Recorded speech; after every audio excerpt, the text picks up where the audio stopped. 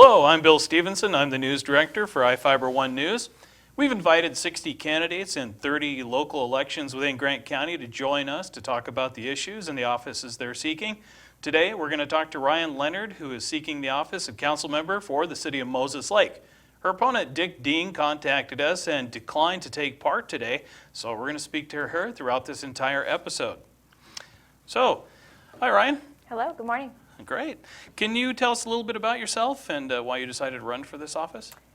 Sure. I've been in Moses Lake for 10 years. I have a background. I come from California by way of then to Western Washington University, where I got a bachelor's in psychology and criminal justice. Went down to Miami, Florida, and got a PhD in psychology within the legal system. Ended up back in Washington because it's a beautiful state with wonderful people, and found a job here, met a boy, and the rest is history. So I ended up, working at a really great place and building a family and a life here, and just jumped within with both feet and got involved. In terms of city council, why I'm running, it's time for change.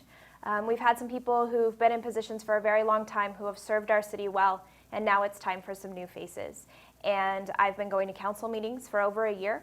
I've been very interested in what's been happening. I've been concerned at some of the decisions and how they've been made, and I feel that I could do a better job. So I threw my hat in the ring, and here we go. All right, well, thank you. So you ready for our questions? Sure. All right, let's start with the first one. What is the most important thing to you to improve if you're elected? I think transparency and accountability.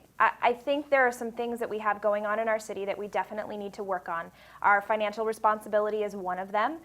We've had some problems and some questions that have been going on with our finances for a while. Those are coming to fruition now, and I think we're finding some answers, but I think we need to be more transparent for the community. I think people need to really understand what's happening in the city. They need to understand the decisions that are being made, possibly some of the reasons behind them, and they need to be more involved in the process. So I really think transparency and accountability is critically important for helping the citizens to feel involved, informed, and that we're making good decisions for them overall.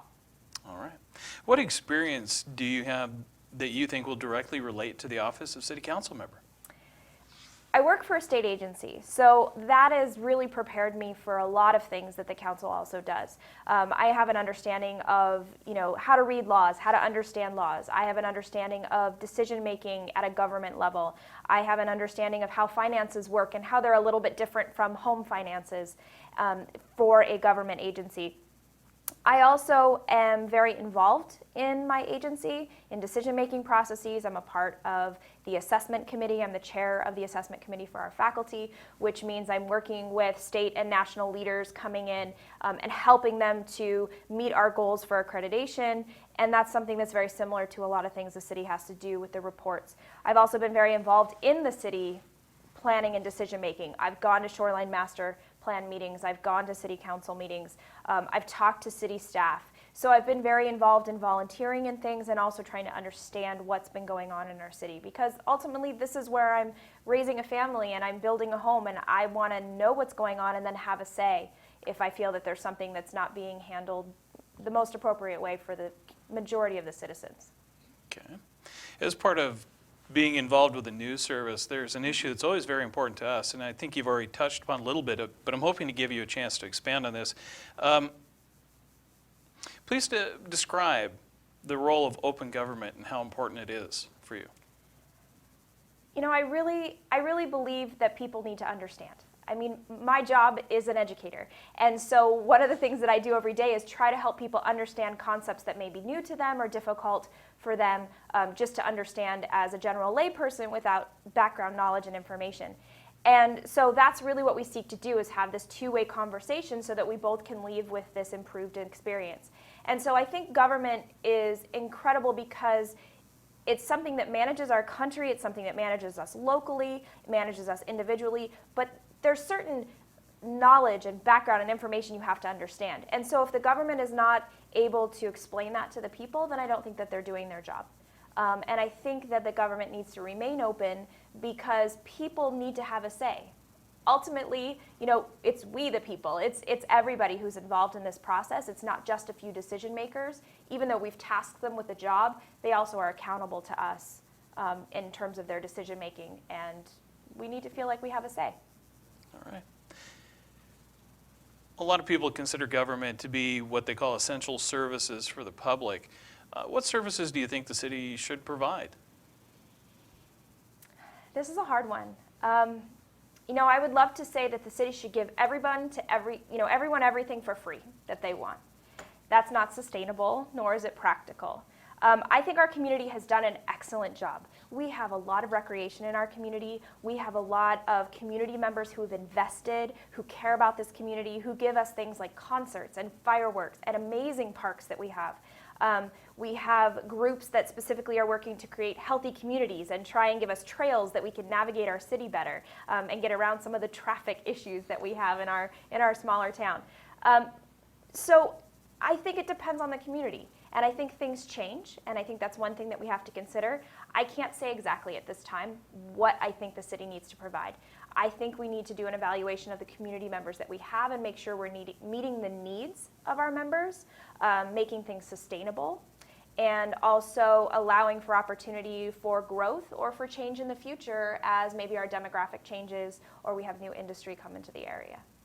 Okay. What should the funding priorities of the city be? That's a good question. Thanks. I think running the city government is important. And I think most budgets, and a lot of times people don't understand, a lot of the budgets go to salaries of the people. And I think people need to be paid a wage that they can live on. But in addition to the salaries and the benefits that go along with that, I think we need to provide recreation for our community. I think public safety is incredibly important, and we need to make sure that that is well funded and sustainable. I think we need to also have the infrastructure in place so we can take care of things like our buildings and our roads and everything. Those are part of public safety. Those are things that also keep us safe as we're going about our day. So those are probably my priority, I guess I would say. Then, public safety, we've got our buildings and our roads, infrastructure, and then also maintaining our people.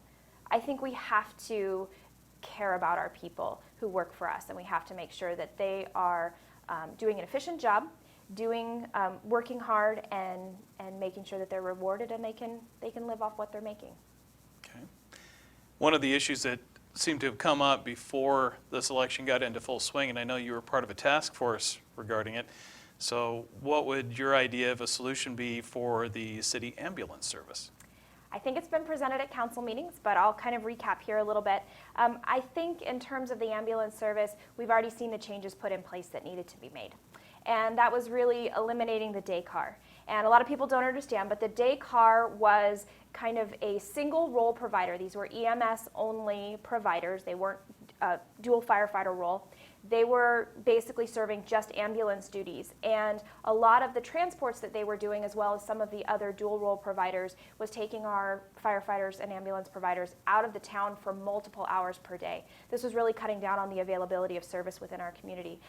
Moses Lake firefighters just put a story out the other day that talked about some of the incidents where they were able to go provide service because they weren't out of town on transports. So I think that was really the solution, and that's been done. I think looking also at the way that they are doing their time cards, the way that the money in the budget is being proportioned is all very important as well. But the council's doing well. They're working on that. So I think that issue is being